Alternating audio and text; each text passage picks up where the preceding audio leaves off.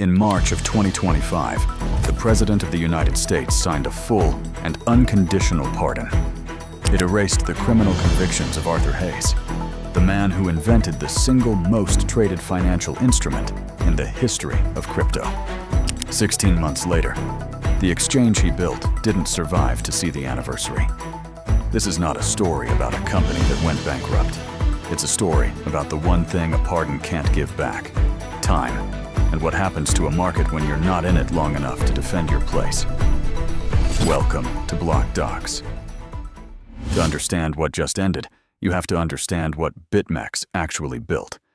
In 2014, three men, Arthur Hayes, Ben Delo, and Samuel Reed, launched an exchange out of Seychelles with almost no local infrastructure and one radical idea: a contract that never expires. The perpetual swap. No settlement date, no expiry, just leverage, funding rates, and a price that tracks Bitcoin forever.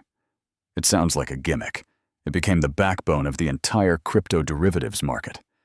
By 2018, BitMEX controlled 57% of global crypto derivatives volume.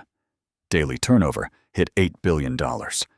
More than 1 million Bitcoin changing hands in 24 hours. This wasn't a niche trading venue. This was the plumbing underneath the entire industry's price discovery. And then, at the exact moment BitMEX owned the market, the US government decided to make an example of it. 2020. The Department of Justice charges BitMEX and its three founders with violating the Bank Secrecy Act. The allegation wasn't a technicality. Prosecutors claimed BitMEX operated, in effect, as an unlicensed money laundering platform, and that its supposed withdrawal from the US market was a sham. Hayes, Delo, and Reed resign within weeks. In 2022, all three plead guilty. $10 million forfeited, each. Probation. Hayes spent 6 months confined to his home.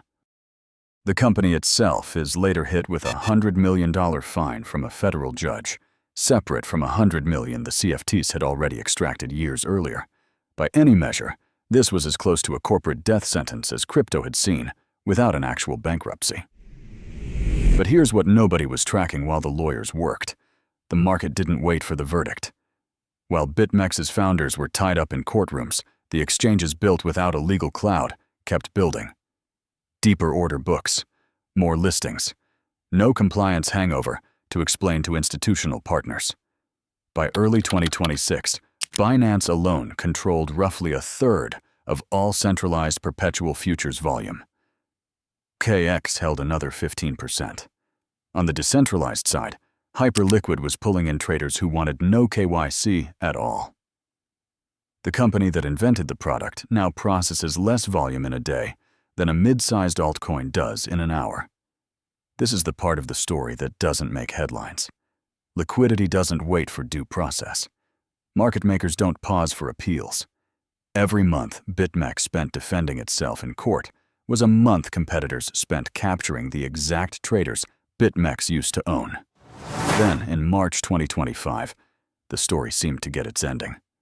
Donald Trump pardons Hayes, Delo, Reed, and a fourth former employee, completely, unconditionally, wiping the convictions from the record. Delo calls it vindication, says they were sacrificed for political reasons. Hayes posts 2 words on X. For a moment, this reads like the redemption arc. The founders were right all along. Justice, delayed, but eventually served. If this were a story about the law, it would end here. Clean slate.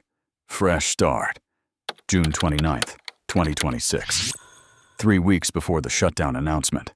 No press release. No public statement. BitMEX quietly removes its CEO, its CFO, and its Chief Growth Officer, all at once. The company's general counsel steps in as interim CEO. The only public trace is a single LinkedIn post from the departing CFO. No explanation given. Not insolvency. Not a specific new investigation. When a company clears its entire leadership table 3 weeks before announcing its own death, that's not a coincidence. That's a board that already knew the ending and was just choosing the exit door. And when the door finally opened, what it revealed wasn't what anyone expected. July 23rd, 2026. BitMEX announces it will shut down permanently on September 23rd.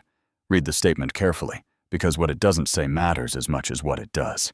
The company's own proof of reserves shows customer assets are fully covered.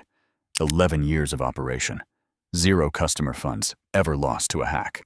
This is, by any technical standard, one of the cleanest security records in crypto history, and it's shutting down anyway. Not because it failed, not because it was caught, because for 6 years, while its founders were legally frozen, the market moved on without asking permission. The pardon didn't fail BitMEX. It arrived exactly on time, and it was still too late. Because a pardon restores your record. It does not restore your order book. Here's the mechanism worth remembering, because it isn't unique to BitMEX. In crypto, market structure moves on its own clock. Liquidity, once it migrates, rarely migrates back, regardless of how the legal story ends. The exchanges that won weren't smarter. They were simply present, building, and listing new contracts every single day that BitMEX's founders spent in courtrooms instead of code. Watch for this pattern the next time a company claims vindication after a long legal fight. Ask what the market did while they were gone. Because in the end, that answer, not the verdict, is what decides who's still standing when the fight is over.